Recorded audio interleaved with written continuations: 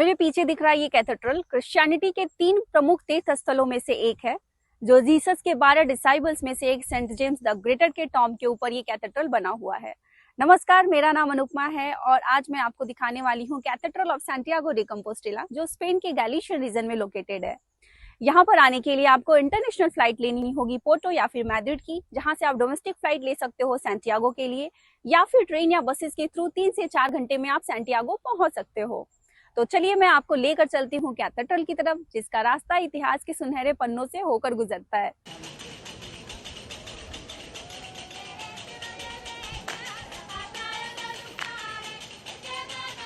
Bible के अनुसार 44 ईस्वी में सेंट जेम्स की हत्या कर दी गई थी जेरूसलम में, जहां फिर उनके शव को उनके ही 2 शिष्यों ने इजराइल के जाफा शहर से इबेरियन प्रायद्वीप, जो आज का स्पेन कहलाता है, वहां पे लेके आए और वहां पे गैलिशियन तट से कुछ किलोमीटर दूर उन्हें दफना दिया गया।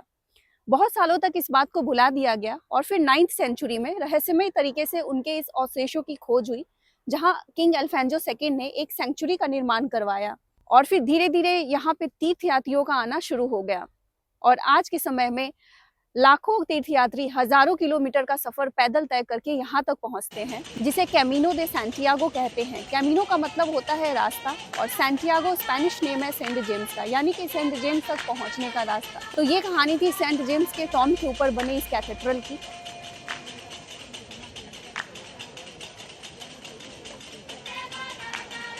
कैथेड्रल जाने का रास्ता सैंटियागो के ओल्ड टाउन से शुरू होता है। मेरे ठीक सामने बहुत सारे तीर्थयात्री दिखाई दे रहे हैं जो कैमिनो करके आ रहे हैं। इनके बैक पे आपको एक स्कैलप शेल देखने को मिलेगा, जो कैमिनो दे सैंटियागो का काफ़ी फेमस और आइकॉनिक सिंबल है। ये शेल सिर्फ एक सिंबल ही नहीं, बल्कि पिलग्रिम्स इसे ट्रेडिशनली पानी या कभी कभी वाइन पीने के लिए यूज़ करते हैं। और अभी मैं पहुँच चुकी हूँ कैथेड्रल के वेस्टर्न फकार्ड में। कैथेड्रल का निर्माण 10th सेंचुरी में स्टार्ट हुआ था रोमनस्क स्टाइल में और 12th सेंचुरी में कंप्लीट हुआ था।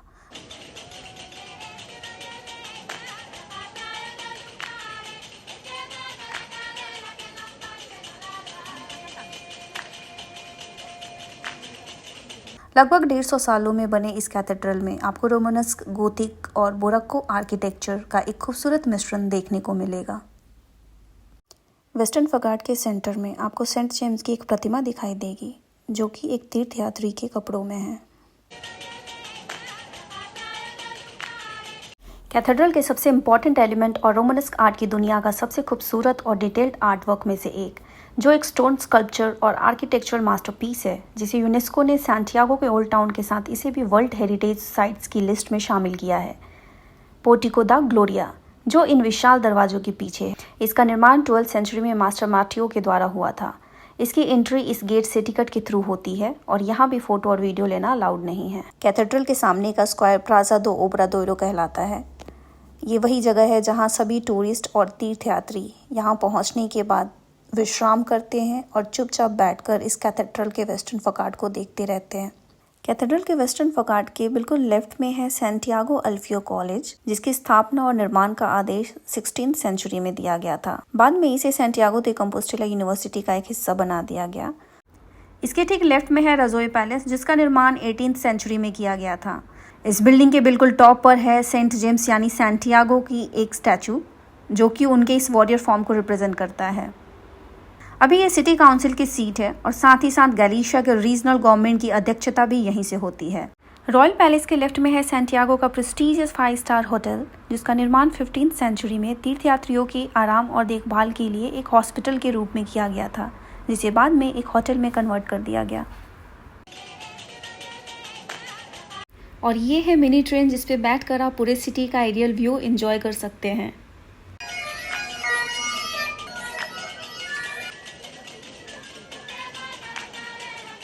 और ये है कैथेड्रल का नॉर्थ फकार्ड, जिसे 18th सेंचुरी में बनवाया गया था।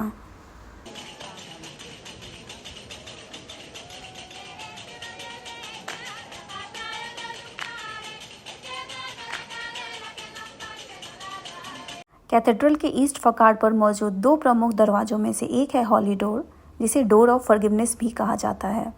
इस दरवाजे पर सेंट जेम्स और उनके 2 शिष्यों की मूर्तियां लगी हैं। ये पवित्र द्वार सिर्फ जैकोबियन हॉली ईयर में ही खोला जाता है। और ये है ईस्ट फकार्ड का दूसरा गेट, जिसे रॉयल गेट भी कहा जाता है।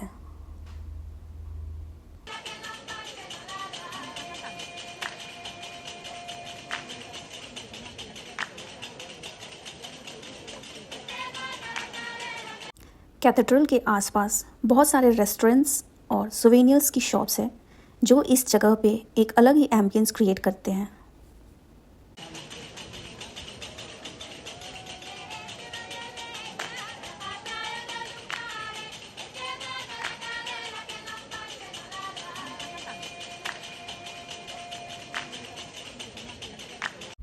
और ये है कैथेड्रल का साउथ फकाड़ जिसमें 2 दरवाजे हैं और यही एकमात्र रोमन्स के फकाड़ है जो आज भी अपने असली रूप में प्रिजर्व्ड है। इसी फकाड़ से कैथेड्रल के अंदर प्रवेश की एंट्री होती है। कैथेड्रल के अंदर जाने की इस कतार में मैं अपनी बारी का इंतजार करती हूँ और बस यही सोचती हूँ कि काश आज मुझे बुटाफोमेरो का एक्सपीरियंस हो जाए।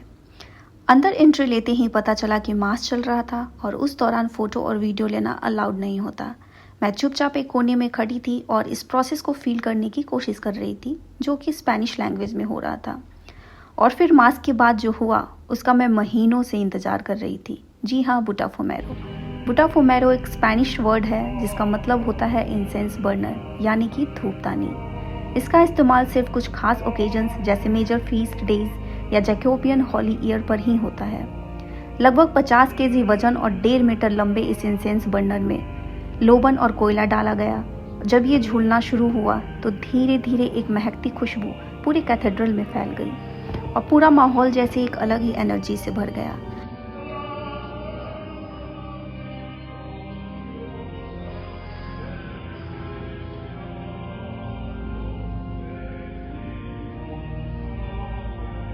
इस परंपरा की शुरुआत 11th सेंचुरी में हुई थी। जब थके हारे तीर्थयात्री यहाँ पहुँचते थे तब चर्च के माहौल को पवित्र और सुगंधित बनाए रखने के लिए इसका उपयोग किया जाता था। और आज मेरे लिए ये सबसे पहला और यादगार अनुभव था, उस शांति, सुगंध और भक्ति भरे माहौल को महसूस करना जिसको शब्दों में बताना मेरे लिए मुश्किल था। और मेरे लाइफ के खास पलों में इसने भी अपनी एक जगह बना ली हमेशा के लिए। बढ़ते हैं कैथेड्रल के और अंदर की तरफ, जहां आपको म्यूजिकल पाइप से सजाया गया एक भव्य और शिल्पकला का हिस्सा देखने को मिलता है। ये म्यूजिकल पाइप्स एक एंशिएंट चर्च ऑर्गन का हिस्सा है जो किसी ज़माने में प्रेयर्स और मास के दौरान बजाया जाता था। आज भी कभी कभी स्पेशल ओकेजन्स पर इन्हें बजाया जाता है। और ये है कैथेड्रल का सबसे पवित्र और आर्किटेक्चरल मास्टरपीस, मेन अल्टर, जिसे बुराको स्टाइल में 17th to 18th सेंचुरी के बीच में बनाया गया था। पूरा ऑल्टर सेंट जेम्स को डेडिकेट किया गया है और उनके 3 फॉर्म को दिखाया गया है। पहला है वॉरियर फॉर्म। ऑल्टर के हर कॉर्नर पर आपको एंजल्स और एपोस्टल्स की ब्यूटीफुल कार्व्ड स्टैचूज दिखेंगी। दूसरा है एपोस्टल फॉर्म। तीसरा है पिलग्रिम्स फॉर्म, जिसे लोग पीछे से जाकर गले लगाते हैं।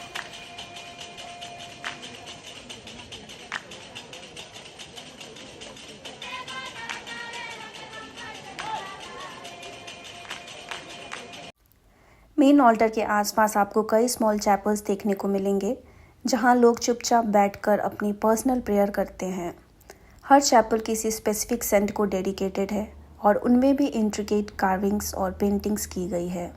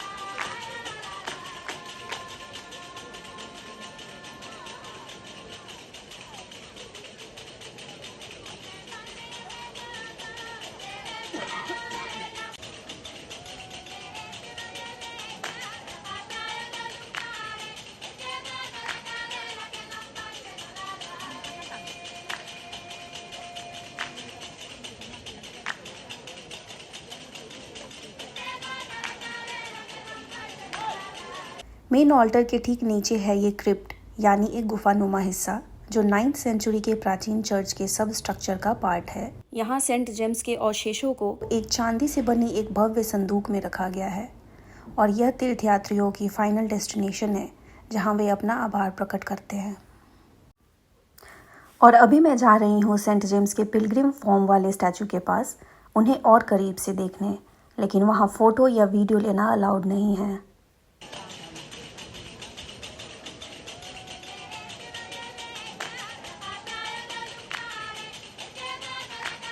और फिर धीरे धीरे कैथेड्रल के अंदर से निकलकर एक छोटी सी सुवेनियर शॉप के थ्रू ईस्ट फकार्ड के रॉयल गेट से बाहर आ जाते हैं। और अब बारी है कैथेड्रल के रूफ टूर की, जो कि एक गाइडेड टूर होता है।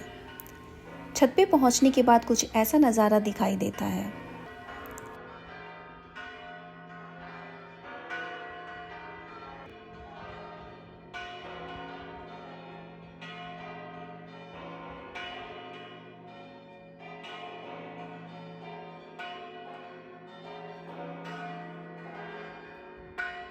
यहाँ से आप कैथेड्रल के हर आर्किटेक्चरल एलिमेंट को काफ़ी करीब से देख सकते हैं, जैसे फकार्ड के पीछे की carvings, statues, domes, bell towers और पूरा स्ट्रक्चरल बैलेंस।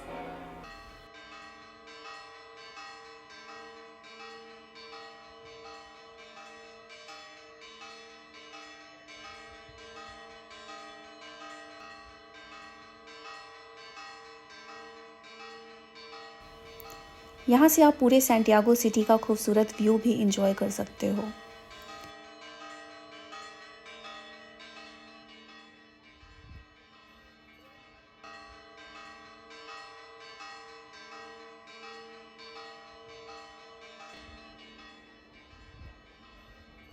ऊंचाई से देखने पर यह कैथेड्रल, जो कि क्रॉस यानी क्रूसिफॉर्म शेप में बनाया गया है, काफ़ी क्लियरली दिखाई देता है। अब इंटर करते हैं कैथेड्रल के दूसरे खास हिस्से में, जहां आपको हिस्ट्री, स्पिरिचुअल, आर्टिस्टिक और कल्चरल जर्नी का एक खूबसूरत मिश्रण देखने को मिलता है, कैथेड्रल का म्यूज़ियम, जिसे देखने के लिए आपको टिकट लेनी होती है। इस म्यूज़ियम में कुछ खास चर्च के लोगो, बिशप्स और आर्क बिशप्स की कब्रें भी हैं। एक सेक्शन में आपको मिलती है सेंट जेम्स से जुड़ी पुरानी आर्टिफैक्ट्स, जैसे decorative relics, gold plated objects और रोमन स्क्यू कलाकारी के रेयर पीसेस। इस म्यूज़ियम में एक सेक्शन लाइब्रेरी और आर्काइव सेक्शन का भी है, जहां पे पुरानी हैंड रिटन बुक्स, मैन्युस्क्रिप्ट्स और कोडिक्स प्रिजर्व किए गए हैं। साथ ही साथ रेयर स्कल्पचर्स, पेंटिंग्स और कैथेड्रल के पुराने हिस्सों का एक कलेक्शन दिखता है, जिसमें से कुछ तो 1000 साल पुराने हैं।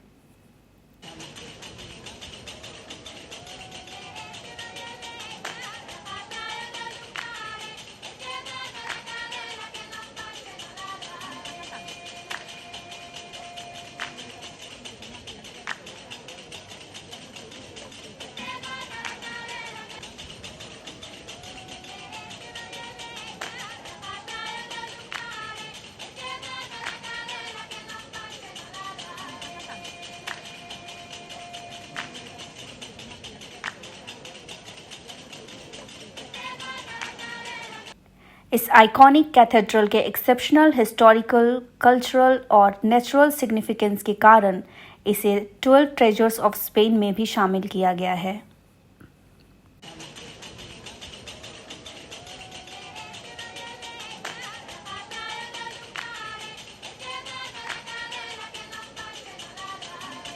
ये म्यूजियम सिर्फ देखने की जगह नहीं, बल्कि इतिहास के उस दौर को महसूस भी करते हैं।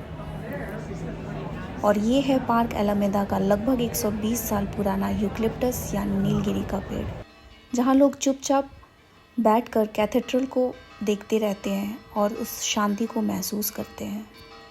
सैंटियागो सिटी के लगभग 1 लाख वाले पॉपुलेशन में हर साल 4.5 लाख से भी ज़्यादा पिलग्रिम्स और टूरिस्ट आते हैं। कुछ तो खास बात होगी इस जगह में, जो आपको सोचने पे मजबूर कर देगी। मेरे लिए कैथेड्रल का ये अनुभव सिर्फ एक हिस्टोरिकल या आर्किटेक्चरल विजिट नहीं था, बल्कि एक गहरा स्पिरिचुअल सफ़र भी था, जिसमें मुझे कल्चर, कला और संगीत के साथ साथ कुछ पल ऐसे भी आए जहां मुझे एक अलग ही ब्लेसनेस का एहसास हुआ, जिसको शब्दों में बताना मेरे लिए मुश्किल है। तो जब कभी भी आप स्पेन आते हैं तो सैंटियागो डे कंपोस्टेला के इस कैथेड्रल को ज़रूर अपनी यात्रा में शामिल करें, क्योंकि ये अनुभव सिर्फ आंखों से देखने वाला नहीं, बल्कि दिल को छू जाने वाला एक एहसास भी होगा, जो आपके भी जीवन के सुनहरे पलों में अपनी जगह बना लेगा हमेशा के लिए।